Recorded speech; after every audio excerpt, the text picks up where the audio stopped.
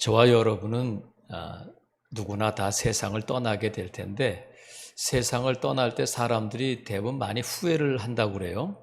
그래서 어떤 후회를 하나 이것을 또 이렇게 물어봐 가지고 책으로 쓴 사람들도 많은데 대부분의 경우 세상을 떠날 때 가장 많이 하는 후회가 뭐냐면 내가 내 인생을 살지 못했다 하는 것을 후회한다는 거예요. 다른 말로 하면 너무 다른 사람들의 시선을 의식하며 살았다. 내가 나답지 않게 다른 사람들이 좋아하는 모습, 다른 사람들이 인정하는 모습으로 살려고 하다 보니까 많이 내 삶을 잃어버렸다 하는 것을 많이 후회한다고 그래요. 우리가 집에서와는 달리 밖에 나올 때에 머리도 다시 하고 옷도 잘 차려입고 신발도 신고 이렇게 꾸미고 나오는 것은 나를 위한 것이라기보다는 다른 사람들이 나를 보아주고 다른 사람들이 나를 어떻게 생각할까 하는 기대를 가지고 나오는 거 아니겠어요? 뭐 아니라고는 할 수 없지만 우리가 새 옷을 사서 입고 나왔는데 밖에 나와보니까 어떤 여자가 나하고 똑같은 옷을 입었어.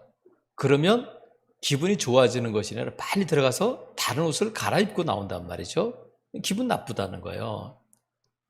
그래서 우리가 다른 사람들의 시선을 의식하지 않을 수가 없지만 다른 사람들의 시선을 너무 의식하다 보면 내가 내 삶을 제대로 살지 못한다는 거예요. 그래서 저와 여러분이 정말 다른 사람들이 나를 어떻게 생각할까? 다른 사람들이 나를 좋게 봐주면 좋겠다 하는 다른 사람들의 시선으로부터 자유로울 수 있는 것은 어떻게 하면 되냐면 하나님의 시선을 의식하며 살면 돼요. 하나님은 나를 어떻게 보실까? 하나님은 나를 어떻게 생각하실까? 그러면 다른 사람들은 나를 바라볼 때에 머리가 왜 저래? 옷은 또 왜 저래? 오늘 표정이 왜 저래? 이렇게 나에 대해서 부정적인 생각을 안 가지면 좋겠다 하는 마음을 갖게 되지만 하나님도 그러실까? 하나님이 저와 여러분을 보실 때에 너 오늘 또 왜 인상이 또 왜 그러냐? 오늘 또 왜 그래? 이렇게 하실까? 제가 전에 말씀드렸지만 아브라함의 조카 롯은 이 사람의 관점에서 볼 때는 못된 조카잖아요. 어떻게 어른이 먼저 뭘 선택하도록 해야지 자기가 먼저 소돔 땅을 선택하겠다고 그럴 수 있나? 그리고 어떻게 삼촌을 떠나서 이렇게 자기 혼자 갈 수가 있나? 뭐 이렇게 말할 수 있잖아요. 그리고 소돔 땅에서 그 죄악이 관영된 땅에서 살았던 롯에 대해서 어떻게 우리가 좋은 말을 할 수 있겠어요? 그런데 하나님께서는 롯을 누구라고 부르냐면 의인 롯이다. 그가 고생 많이 하며 살았다. 이렇게 롯을 불러주신단 말이죠. 그러니까 하나님이 저와 여러분을 보실 때에 하나님은 저와 여러분의 좋은 면을 보셔요. 그래서 하나님은 저와 여러분을 기뻐하신다. 덩실덩실 춤을 추신다. 이렇게 표현하고 있잖아요. 그리고 하나님은 저와 여러분을 사랑하신다. 이것을 분명히 우리가 믿어야 돼요. 하나님이 나를 바라보실 때 어떻게 보실까? 막 이렇게 무서운 눈으로 보신다면 하나님을 자꾸 피하게 되잖아요. 근데 성경은 하나님이 우리를 어떻게 보신다고 말씀하죠? 사랑의 눈으로 우리를 또한 기뻐하시고 그렇게 보신다는 거예요. 오늘 본문에 하나님이 왜 그러시냐면 아버지이시기 때문에 그래요. 그래서 오늘 본문에 보면 아버지의 마음이 어떤지를 조금 우리에게 보여주시는 부분이 있어요. 그 본문이 나오는데 사도 바울이 고린도 교회를 설립했잖아요. 고린도 교회를 설립하고 이제 고린도 교회가 세워졌는데 고린도 교회 성도들 가운데 사도 바울에 대해서 오해를 하고 또 악의적인 말을 하고 사도 바울을 의심하는 사람들이 생겼고 고린도 교회에 많은 문제가 있어서 정말 우리가 세상적인 사람의 시선에서 보면 교회가 왜 저러냐? 정말 창피하다. 교회가 어떻게 저럴 수 있냐? 하면서 부끄러워해야 되는데 사도 바울은 고린도 교회에 대해서 뭐라고 말하냐면 지금 나는 너희를 자랑했다는 거예요. 자, 보세요. 자랑했는데 자 14절 보니까 내가 그에게 너희를 위하여 자랑한 것이 있다 이렇게 해요. 그는 디도잖아요. 사도 바울이 디도를 고린도에 보내서 그 교회 형편이 어떤지를 보고 와라. 내가 그 교회에 너무 심한 편지를 썼는데 혹시 그들의 시험에 든 건 아닌지 한번 보고 와라 해서 디도가 고린도에 갔다 와서 마게도냐에서 사도 바울을 만나서 그 소식을 전해줬는데, 그 소식을 듣고 나서 디도를 만난 것 자체가 위로가 되었고, 디도가 가지고 온 고린도 교회 소식이 또 위로가 되었다. 우리가 지난주 살펴봤잖아요. 그래서 저와 여러분이 누군가에게 위로가 되는 사람이다 하는 것을 우리가 인식하고 믿어야 된다 말씀을 드렸는데, 사도 바울이 이 편지를 통해서 지금 사도 바울이 가지고 있었던 그 속내를 지금 보여주고 있는 거예요. 그 중 하나가 뭐냐면, 나는 디도에게 고린도 교회 너희들을 자랑했다는 거예요. 그러면 지금 본인이 세워서 자랑한 것이 아니라 지금 문제도 많고 사도 바울에 대해서 이렇게 부정적인 사람들이 있는, 성도들이 있는 그 교회를 뭘 자랑할 것이 있을까? 근데 사도 바울은 고린도 교회를 자랑했다는 거예요. 근데 디도가 와서 좋은 소식을 전해주는 것을 보니까 나의 자랑이 부끄럽지 않게 됐다, 이렇게 말해요. 그리고 사도 바울이 이 편지를, 이 고린도 후서, 전서와 후서 사이에 고린도 교회를 방문해 보니까 너무 이거 안 되겠다 싶어가지고 아주 혹독한 편지를 써서 보냈는데, 그 편지를 써서 보내고 나서는 후회를 많이 했다는 거예요. 왜냐하면 내가 너무 심하게 한 것이 아닐까.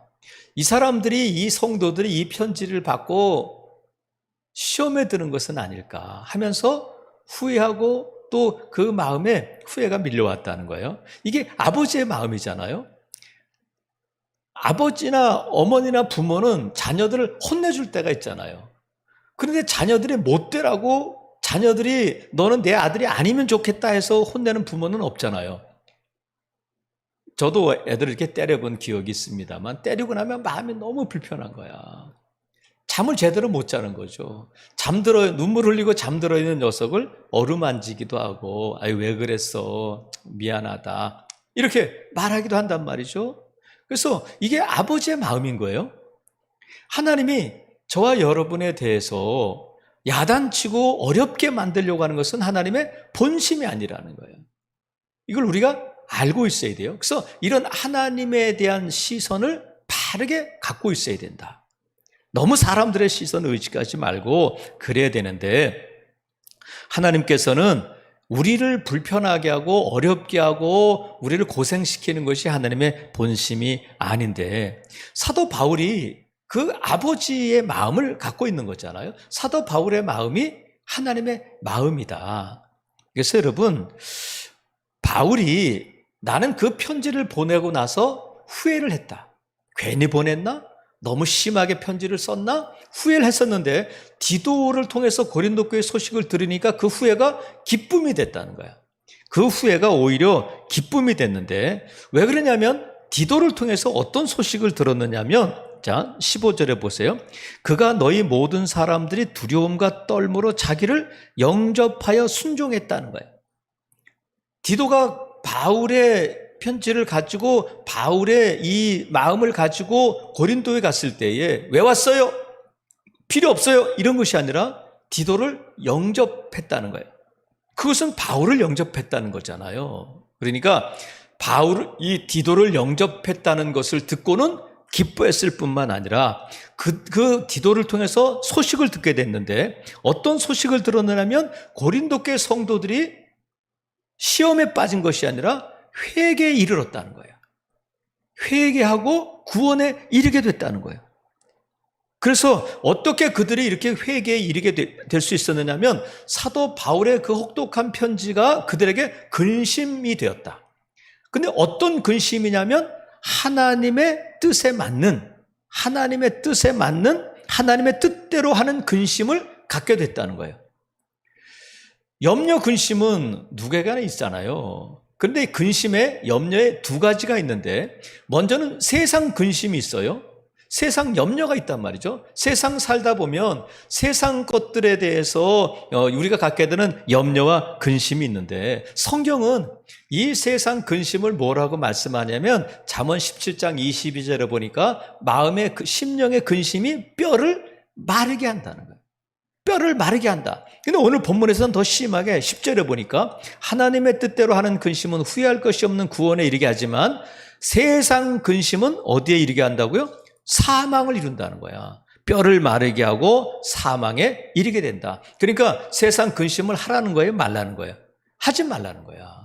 세상 근심은 하지 말라. 예수님께서도 산상수훈을 통해서 무리들에게 뭐라고 말씀하시냐면 아무것도 염려하지 말라. 왜냐하면 왜 염려하지 말라고 말씀하시냐면 염려한다고 이루어질 일이 아무것도 없고 염려는 무익하다는 거예요. 그러면서 예수님께서 말씀하셨잖아요. 너희가 밤새 끙끙거리고 염려하면 너희 키를 자라게 할 수 있느냐? 안 된다는 거예요. 염려로 이룰 수 있는 일은 아무것도 없다. 오히려 근심이 우리의 뼈를 마르게 하고 근심이 점점 커지게 되면 죽음에 이르게 된다는 거예요. 그러면 세상 근심은, 세상 염려는 어떻게 하냐면 우리 주님께 맡겨버려라 말씀하셨잖아요. 세상 염려는 맡겨버려라. 그러면 세상 염려 말고 또 다른 근심이 있는데 그것이 뭐냐면 오늘 본문의 9절에 있는 것처럼 하나님의 뜻대로 하는 근심이 있다는 거예요. 하나님의 뜻대로 하는 근심은 뭐냐면 하나님의 뜻에 일치하는, 하나님의 뜻에 맞는 근심. 그러니까 하나님께서 우리가 근심할 때에 세상 근심은 하지 마라 말씀하시면 하나님의 마음에 맞는, 하나님의 뜻에 일치하는 근심이 있다는 거예요. 지금 고린도 교회 성도들이 근심을 갖게 됐는데 세상 근심, 세상 염려 때문에 세상을 어떻게 사냐, 이렇게 해가지고 코로나19를 어떻게 사냐, 그런 근심이 아니라 하나님의 마음에 맞는, 하나님의 뜻에 맞는 근심을 하게 됐는데 그 근심이 어디에 이르게 했느냐면 구원에 이르게 하는 회개를 이루었다는 거예요. 그래서 고린도 교회 성도들이 자기들이 잘못한 것을, 자기들의 죄를 회개하게 되고 그 회개로 말미암아 구원에 이르게 됐다. 그러면 구원이라는 것이 우리가 예수 그리스도를 믿고 받은 자들이잖아요. 그때 회개가 필요해요. 내가 지금까지 하나님을 모르고 하나님의 뜻과 상관없이 하나님을 앞에 지었던 모든 죄를 회개하게 되고 그 회개를 통해서 용서함 받고 하나님의 자녀가 됐다. 이걸 우리 구원이라고 부르는데 구원이라는 뜻이 단순하게 우리가 죄로부터 구원 얻는 것뿐만이 아니라 예수님께서 이 땅에 오신 목적을 뭐라고 말씀하셨냐면 요한복음 10장 10절에 보면 내가 온 것은 양으로 생명을 얻게 하고 더 풍성히 얻게 하려 하심이라 말씀하셨어요. 그러니까 우리에게 구원을 주시고 생명을 주실 뿐만 아니라 그 생명을 더 풍성하게 하신다. 이것도 구원에 들어간단 말이죠. 고린도 교회 성도들이 지금 이 회개하지 않으면 지옥에 가고 그런 건 아니잖아요. 그래서 구원은 우리가 죄로부터 얻는 구원도 있지만 성경적인 구원은 우리가 가난으로부터, 질병으로부터, 고난으로부터 벗어나는 것을 구원이라고 부르는 거예요. 다른 말로 하면 우리의 삶이 더 풍성해진다. 무엇을 통해서 그것이 이루어지냐면 회개를 통해서. 하나님은 우리에게 더 많은 것들을, 더 좋은 것들을 주시기 원하시는데 우리를 부요하신 하나님이 우리를 부요하게 하시기를 원하시고 우리를 더 풍성하게 하기를 원하시는데 우리에게 은혜를 베푸시고 응답하시고 우리에게 더 많은 것들을 주시기를 원하시는데 그것을 가로막고 있는 것이 뭐냐면 죄라는 거예요. 그 죄를 제거하는 것이 회개다. 그래서 우리가 회복을, 이게 구원이 회복이잖아요. 풍성해지는 거잖아요. 빼앗기는 삶이 아니라. 그래서 우리가 회복을 원한다면 회개해야 된다. 그래서 회개가 회복이에요. 저와 여러분이 그래서 예수님께서 우리를 위해서 예비하신 그 풍성한 삶을 누리기를 원한다면 회개하라. 회개하면 회복된다는 거예요. 그러면 지금 고린도 교회가 회개했습니다. 그러면 회개했다는 것을 뭘 보면 알 수 있겠어요? 우리가 입술로 회개합니다, 하나님 용서해 주세요, 그리고 끝나는 것이 아니라 회개는 반드시 우리의 삶의 현장에서, 우리의 신앙의 현장에서 나타나야 된단 말이죠. 확인할 수 있어야 돼요. 근데 고린도 교회는 그 회개한 모습이 나타났다는 거예요. 그걸 보고 사도 바울은 하나님의 뜻에 맞는, 하나님의 뜻대로 하는 근심이 너희를 구원에 이르게 하는 회개를 이루었구나 하고 인정할 수 있고 이 편지를 쓰게 됐단 말이죠. 그러면 우리가 하나님 앞에 회개했습니다 할 때에 우리의 회복된 모습이 어떻게 나타나는지를 지금 이 11절에 7가지로 말씀해 주시고 있어요. 7가지로. 자, 11절에 보니까 먼저 우리가 하나님 앞에 회개했을 때에 회개했는가 하는 그 회복된 모습은 먼저 어떻게 나타나냐면 11절 보라 하나님의 뜻대로 하게 된 이 근심, 이 근심이 뭐를 이루었냐면 구원에 이르게 하는 회개를 이루었으니까 보라 하나님의 뜻대로 하게 된 이 근심, 회개, 구원은 너희로 얼마나 간절하게 하며 이렇게. 그래서 회개를 통해서 우리의 삶에 나타나는 회복은 뭐로 나타나면 간절함이 우리 안에 일어난다는 거예요. 간절함. 그러면 지금 이 간절함은 우선 1차적으로는 고린도 교회 성도들이 뭘 간절하게 기대하느냐면 교회가 지금 시끄럽잖아요. 교회가 여러 가지 문제 때문에 어려움을 겪고 있는데 이 교회가 빨리 정상화되면 좋겠다는 간절함을 갖게 된다는 거예요. 다른 말로 하면 저와 여러분이 이 간절함, 저와 여러분이 회복에 대한 간절함 이런 것을 우리가 가질 수 있어야 된다는 거야. 그러면 회복을 기대한다는 것은 뭐냐면 나의 현재 형편, 나의 현재 삶의 모습이 전부인 것처럼 너무나 당연한 것처럼 나는 이제 할 수 없다 하고 포기하지 말고 원망하지 말고 또 여기 현실을 나는 왜 이럴까 하고 부정하지 말고 더 나은 삶이 있음을 간절히 바라라는 거예요. 그것이 회복의 모습이에요. 예전에는 아이고 우리 부모한테 물려받은 것이 없어서 나 같은 게 그렇지 뭐 이렇게 당연한 것처럼 저주를 받아들이고 또 나는 안 돼 이건 내 삶의 모습이 아니야 그냥 부정하고 원망하며 살았는데 하나님 앞에 회개하고 회복되니까 하나님이 예비하신 것이 있구나. 더 나은 삶이 있구나. 더 잘 될 수 있구나. 하나님이 나를 풍성하게 하시는구나 하고 그 간절함이 우리 안에 생기게 된다는 거예요. 그래서 회개를 통해서 그들에게 무엇이 생겼냐면 간절함이 생겼다는 거예요. 저와 여러분의 마음에 이런 간절함이 있어요. 회복에 대한 간절함이 더 나은 삶에 대한 간절함이 저와 여러분 안에 뜨겁게 일어나기를 주님의 이름으로 축복합니다. 우리 교회는 이래 여기까지야. 그러면 안 되잖아요. 더 나은, 더 복된 삶이 있음을 여러분 믿으시고 여러분 기대하시고 간절함을 가질 수 있기를 바랍니다. 그러기 위해서는 우리가 하나님 앞에 회개하고 우리가 하나님 앞에 바로 세워져야 된다. 두 번째 11절에 보면 보라 하나님의 뜻대로 하게 된 이 근심이 너희를 얼마나 간절하게 하며 그 다음에 얼마나 변증하게 하며 이렇게 돼. 여기서 변증했다는 것은 무슨 뜻이냐면 지금 고린도 교회에 사도 바울에 대해서 사도 바울이 전한 복음과 다른 복음을 전하고 거짓 선생들이 있어서 사도 바울은 사도가 아니야 이렇게 말하는 자들이 있었는데 예전에는 그렇게 말하면 할 말이 별로 없었는데 하나님 앞에 회개하게 되고 하게 되니까 무엇이 되냐면 이제는 그들을 향해서 할 말이 생겼다는 거예요. 그들이 이끄는 대로 갔었는데 죄가 이끄는 대로 갔었는데 이제는 안 돼. 하나님은 그걸 기뻐하지 않아. 하나님이 원하시는 뜻이 아니야. 진리가 아니야 하면서 그들을 향해서 이 복음에 대해서 진리에 대해서 변화하고 증명할 수 있게 됐다는 거예요.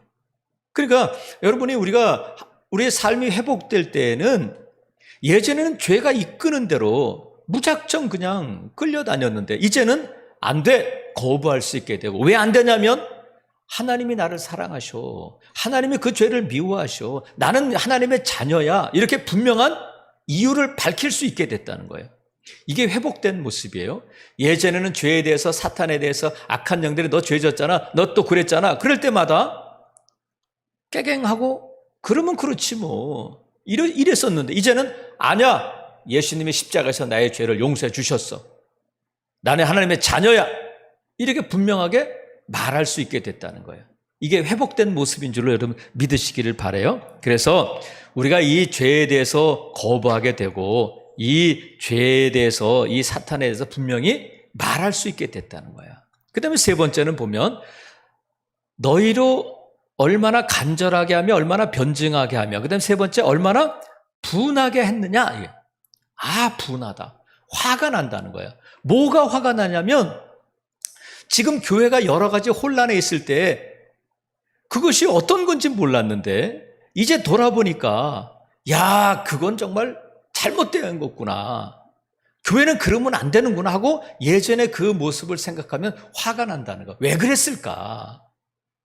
회복되니까 그것이 보이는 거예요. 그 혼란 속에 빠져들어가지고 같이 막 이러쿵저러쿵 할 때는 몰랐는데 그것이 잘못된 것을 알고 나니까 왜 그랬을까? 이렇게 그 잘못된 삶에 대해서, 시간에 대해서 분노하게 된다는 거예요. 그래서 분노하게 되면 어떻게? 미워하게 되는 거잖아요. 우리가 죄된 자리, 다시 옛날로 돌아가지 않으려면 그 전에 죄되었던 그런 사람들과 그런 환경을 미워할 수 있어야 돼요. 그 삶에 분노해야 돼요. 내가 왜 그렇게 살았을까? 왜 그렇게 세월을 허송했을까? 왜 그렇게 가족들을 돌보지 않았을까? 왜 내 마음대로 했을까? 왜 내 기분 따라 살았을까? 하면서 그때 그런 삶에 대해서 화가 나야 된단 말이죠. 안 그러면 여전히 그때 그 삶에 대해서 미워하지 않으면 아직도 우리 안에 그 삶에 대한 그리움과 그 삶에 대한 또 좋아하는 마음이 남아있는 거단 말이죠. 그러면 돌아갈 여지를 남겨두는 거예요. 여러분이 예수 그리스도를 믿기 전에, 우리가 예수 그리스도를 믿기 전에 살아왔던 날들에 대한 그림이 있어요? 그때로 돌아가면 좋겠다는 마음이 있어요? 그럼 회개해야 돼. 내가 예수 그리스도를 믿고 나니까 모든 것들이 잘 되고 모든 것이 다 풀리고 그러면 좋은데 예수 그리스도를 믿고 나서 오히려 예수 그리스도를 믿기 전보다 더 어려운, 경제적으로든 아니면 건강적으로든 아니면 가정적으로든 더 어려워질 수 있어요. 그것은 더 좋아지기 위한 과정인데 우리가 그때를 지나다 보면 이거 예수 그리스도 잘못 믿었나 이럴 수 있단 말이죠. 내가 지금 교회 다니는 친구들을 만나다 보니까 옛날에 교회 안 다닐 때 만났던 친구들은 정말 호탕하고 정말 그 친구들은 못할 말이 없었는데 지금 예수 그리스도 믿고 나니까 뭐 이렇게 마음을 털어놓고 얘기할 만한 친구들이 없다. 그러면 그때로 돌아갈 여지가 있는 거예요. 저와 여러분이 예수 그리스도를 믿고 이제 고린도 교회가 이렇게 분란을 겪고 혼란스러웠던 그런 시간에 대해서 분하게 여기게 됐다는 거야. 여러분, 우리가 회개한다는 것은 뭐냐면, 회개한다는 것은 이 회개에 세 가지 의미가 있는데, 먼저는 마음의 변화가 있어야 돼. 마음의 변화.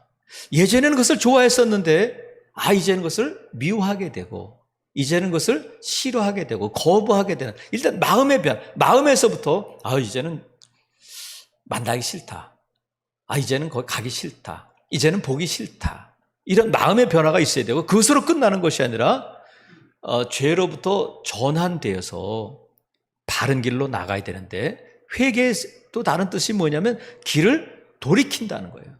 방향을 돌이킨다는 거예요.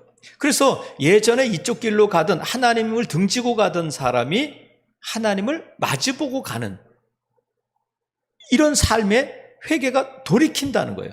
그러니까 마음의 변화만 있고 삶의 돌이킴이 없으면 진정한 회개가 아닌 거예요. 여전히 그 자리에 머물러 있으면 안 된단 말이죠. 죄를 미워하면 죄를 떠나야 되고, 그 환경을 미워하게 되면, 그 환경을 떠올릴 때 화가 나면 떠나야 돼서, 떠나서 어떻게 되냐면 하나님이 기뻐하시는 쪽으로 나가야 된다. 그게 회개란 말이죠. 그래서 여러분, 우리가 예전에 살았던 삶에 대해서 어떤 미련을 갖지 않기를 바랍니다.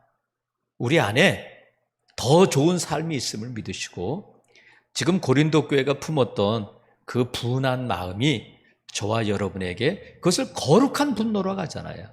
우리 안에 거룩한 분노가 일어나야 된단 말이죠. 죄를 미워하게 되고, 또 하나는 지금 뭘 했냐면 얼마나 두렵게 했느냐, 이렇게 두려움이 있었다는 거예요. 두려움이 일어났다는 거예요. 뭐에 대한 두려움이냐면 아까 근심은 세상 근심과 하나님의 뜻대로 하는 근심 두 가지가 있다고 말씀드렸는데 두려움도 마찬가지예요. 세상이 주는 두려움, 세상에 대한 두려움, 환경에 대한 두려움이 있어요. 엘리야가 그랬잖아요. 불의 선지자, 그 능력의 선지자 엘리야가 갈멜산에서 바알과 아세라 선지자를 다 죽이고 나서 비가 3년 6개월 동안 오지 않던 하늘에서 비가 내리게 했는데 아합의 아내 왕비 이세벨이 가만 안 놔두겠어 그 한마디를 듣고는 냅다 도망가잖아요. 근데 성경에 보면 이 엘리야가 왜 도망갔냐면 그 형편을 보고 도망갔다는 거예요. 이세벨이 두렵고 앞으로의 삶이 두렵고 그 도망가는 거예요. 자기가 살던 곳으로부터 환경으로부터 도망가게 되는데 하나님은 우리에게 이런 두려움을 주시지 않아요. 하나님 우리에게 뭐라고 말씀하셨냐면 이세벨이든 그 어떤 것이라도 어떤 환경이라도 두려워하지 말라. 내가 너와 함께한다. 두려워하지 말라. 이렇게 말씀하셔요. 그래서 두려워하는 것은 죄야. 그런데 또 하나 두려워하는 것은 뭐냐면 지금 그러면 고린도 교회가 지금 세상을 아니면 이 거짓 선지자들을 지금 거짓 선생들을 두려워하고 있구나. 그게 아니라 앞으로 교회는 어떻게 될까? 그게 아니라 하나님을 두려워하게 됐다는 거예요. 하나님을 두려워하게 되는 것은 뭐냐면 하나님은 죄인을 가만 내버려 두지 않는다. 벌을 내리신다. 하나님은 어미로우신 분이다. 하나님의 말씀에 대해서 하나님의 그 마음에 대해서 두려워하는 마음을 갖게 됐다는 거예요. 여러분 아이들이 부모를 우습게 여기면 말을 안 들어요. 할아버지를 우습게 여기니까 할아버지 수염을 뜯고 머리를 쥐어뜯고 그런단 말이죠. 우리가 하나님을 믿는데 하나님을 우습게 여기면 안 돼. 그것은 뭐냐면 하나님의 말씀이 우리에게 엄중한 말씀으로 들려야 돼요. 그래서 하나님이 말씀하셨기 때문에 우리가 하나님의 말씀에 순종하고 하나님이 죄 짓지 말라고 하시니까 죄를 미워하고 하나님이 내가 거룩하니 너희도 거룩하라고 하신 말씀이 엄중하니까 우리가 예전에 죄된 습관을 버리게 된단 말이죠. 세상을 두려워하면 두려움이 나를 삼켜요. 하지만 하나님을 두려워하면 모든 두려움으로부터 벗어나게 된다. 그래서 고린도 교회는 하나님을 두려워하게 됐다는 거예요. 그래서 하나님을 두려워하지 않으면 죄를 반복해서 짓는 거예요. 하나님은 안 그러셔. 하나님은 지금 안 보셔. 이렇게 하나님의 말씀에 대해서 하나님의 마음에 대해서 우리가 오해하게 된단 말이죠. 사랑하시는 성도 여러분, 하나님은 저와 여러분을 사랑하셔요. 위대하신 분이에요. 하나님, 그래서 그 두려움을 우리는 경외함 이렇게 표현하잖아요. 하나님을 경외하는 저와 여러분 될 수 있기를 주님의 이름으로 축복합니다. 하나님을 두려워해서 그 앞에서 막 쥐가 고양이를 보고 벌벌 떠듯이 그런 것이 아니라 하나님은 위대하신 분이기 때문에 하나님은 엄중하신 분이시기 때문에 어미로우신 분이기 때문에 우리가 그 앞에서 경외심을 가질 수밖에 없단 말이죠. 또 하나 고린도 교회 성도들이 회개를 통해서 어떤 회복이 임하게 됐느냐면 사모하게 했다는 거예요. 얼마나 사모하게 하며 그러면 지금 일단 고린도 교회는 뭘 사모하게 됐느냐면 사도 바울을 만나고 싶은 그 간절한 마음이 생긴 거예요. 그리고 사도 바울이 전한 복음에 대한 사모함이 있었다. 또 듣고 싶다. 바울의 가르침을 받고 싶다 하는 그 사모함이 고린도 교회 성도들 가운데 일어났다는 거야. 저와 여러분이 오늘 이 3일 저녁에 나올 때도 그렇고 저와 여러분 안에 사모함이 있어야 되는데 어떤 사모함이 있느냐 말이죠. 우리가 사모해야 될 것이 있어요. 남편을 사모하고 자녀들을 사모하고 사모할 것이 많지만 우리가 진정 사모해야 할 것이 뭐냐면 하나님의 은혜를 사모해야 되잖아. 목마른 사슴이 시냇물을 찾기에 갈급한 것처럼 하나님의 은혜에 사모하는 마음이 갈급함이 있어야 된다. 그리고 하나님을 만나는 일에 대해서 하나님의 응답에 대해서 하나님의 그 성령 충만함에 대해서 하나님의 말씀에 대해서 기도하는 것에 대한 사모함이 저와 여러분 안에 있어야 된단 말이죠. 이게 회복이잖아. 이런 영적인 회복을 통해서 우리의 삶이 회복되는 거예요. 저와 여러분 안에 이런 거룩한 사모함이 일어날 수 있기를 바랍니다. 그래서 교회 예배에 대한 사모함이 있어야 돼요. 아이고, 오늘 또 나가야 되냐 말아야 되냐. 아이고, 오늘 성도도 별로 없을 텐데. 아유, 코로나도 심한데 나가야 되냐 말아야 되냐. 여러분, 은혜를 사모하면 은혜의 자리에 나오게 되잖아요. 응답을 사모하면 기도하게 되잖아요. 우리가 거룩함을 사모하면 말씀을 펼치게 되잖아요. 사랑하시는 성도 여러분, 저와 여러분 안에 하나님께서 분명히 구하고 찾는 자들에게 가장 좋은 것 성령을 선물로 주신다 말씀하셨으니까 이 성령 충만을 사모할 수 있기를 바랍니다. 은혜를 사모하고 말씀을 사모하고 응답을 사모하고 또 회복을 사모하고 성령 충만을 사모하는 모습이 회개를 통해서 회복된 모습이다. 예전에는 진급하는 것에 대해서 자녀들 좋은 대학 가고 좋은 배우자 만나는 거 뭐 이런 것들에 대한 막 기대와 그런 것이 있었다면 이제는 영적으로 우리가 더 신앙적으로 더 사모하는 것이 달라질 수 있기를 바랍니다. 또 하나 6번째 보면 사모함이 있을 뿐만 아니라 얼마나 그 사모함이 뭐로 연결되냐면 열심으로 나타났다는 거야. 열심으로. 회복을 사모한다면, 여러분 은혜를 사모한다면 어디에 온다고요? 은혜의 자리에 오는 거지. 응답을 사모한다면 기도하는 거예요. 성령 충만을 사모한다면 기도한단 말이죠. 회복을 원한다면 회개해야 돼요. 그래서 사람이 달라지는 거예요. 열심히 써졌네. 저 집사님이 예배 열심히네. 아유, 기도에 열심히네. 봉사에 열심히네. 이렇게 사모하는 마음이 있을 때 회복된 자는 열심을 내게 된다. 주의 몸 된 게 주님의 일에 열심을 내야 된단 말이죠. 먹고 사는 일도 우리가 열심을 내야 되잖아요. 세상 일도 열심히 하지 않으면 잘 되는 일이 별로 없잖아요. 주님의 일도 마찬가지야. 우리가 여러분 열심을 낼 수 있기를 바랍니다. 점점 더 주님의 일이 즐거워지고 점점 더 예배가 즐거워지고 기다려지고 이런 사모함이 저와 여러분을 열심 있는 성도로 만들게 된다는 거예요. 그래서 우리의 삶이 예수님 중심, 교회 중심, 성도 중심의 삶이 되어야 된다. 이것이 회개를 통해서 회복된 모습이고 이것이 저와 여러분의 삶을 더 풍성하게 한단 말이죠. 마지막 7번째 보면 얼마나 벌하게 하였는가. 벌했다는 거예요. 벌했다는 것은 뭐냐면 지금 교회에서 악한 일을 저지른 사람들의 적절한 조치를 취했다. 이런 말씀이에요. 가만 내버려 두지 않고 교회를 혼란스럽게 하고 교회를 분란시킨 자들에 대해서 어떤 징계를 내리고 그들에 대해서 적절한 조치를 취했다는 거예요. 그래서 여러분 우리가 지금 아까도 말씀드렸지만 예전에는 나를 죄 가운데 빠뜨렸던 친구나 환경이 있을 수 있잖아요. 나랑 아주 가까운 친구 때문에 내가 교회를 다니면서도 여전히 그 죄를 벗어나지 못하고 있었는데 이제는 그런 환경, 그런 친구, 그런 만남을 아무리 내가 사랑하고 좋아한다 할지라도 나를 자꾸 죄 가운데로 미혹시키고 유혹하는 사람이라면, 환경이라면 결단하고 끊어버려야 된단 말이죠. 이런 결단이 있어야 된단 말이죠. 가만 내버려두면 안 되고 좋은 게 아니라 여러분 우리가 결단이 필요하단 말이죠. 그 자리를, 그 관계를 끝내야 된다. 이게 벌하는 거예요. 그래서 여러분 이 7가지를 통해서 고린도 교회가 사도 바울의 그 편지를 받고는 하나님의 뜻대로 근심하게 되고 그 근심이 구원에 이르게 하는 회개를 이루었다.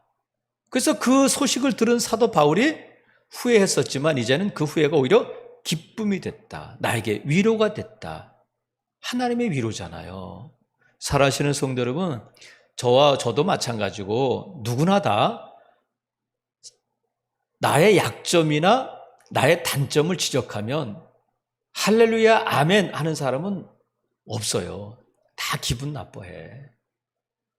특별히 우리가 지적하는 것은 뭐냐면 예수님을 전할 때 예수 그리스도를 안 믿는 사람들에게 당신은 죄인입니다.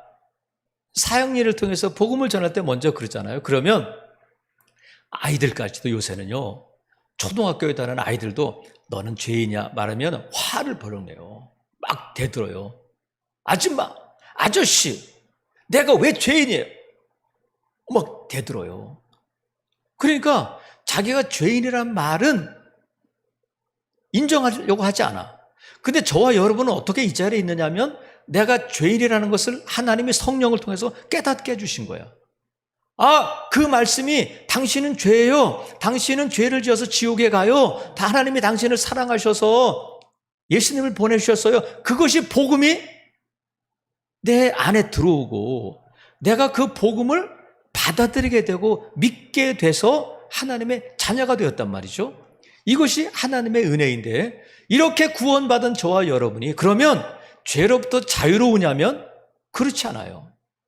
우리가 여전히 죄 가운데 살고 있고 죄를 짓는단 말이죠. 그래서 아까 말씀드린 것처럼 이 죄가 하나님이 저와 여러분을 구원해 주셨고 그 생명을 주셨고 생명을 풍성하게 하시는데 하나님은 저와 여러분에게 은혜 베푸시기를 원하셔요. 복에 복 주시기를 원하셔요. 하나님께서는 저와 여러분을 번성하게 하고 번성하게 하기를 원하셔요. 그런데 무엇이 하나님의 이 은혜, 이 번성, 이 풍성함을 가로막고 있느냐면 죄가 그렇단 말이죠. 그래서 우리가 하나님 앞에 나의 죄는 무엇일까? 하나님은 여러분에게 은혜 베푸시기를 원하신다니까요. 저와 여러분을 더 부유하게 하시기를 원하셔요. 저와 여러분이 회복되기를 원하셔. 나의 이 삶이 전부가 아니라 더 나은 삶이 있다. 하나님께서 더 나은 삶을 예비하셨다 믿으신다면 여러분 저와 여러분의 죄를 회개할 수 있기를 바라요. 회개가 회복이다. 회개가 구원이다. 회개가 저와 여러분의 삶을 더 풍성하게 한단 말이죠.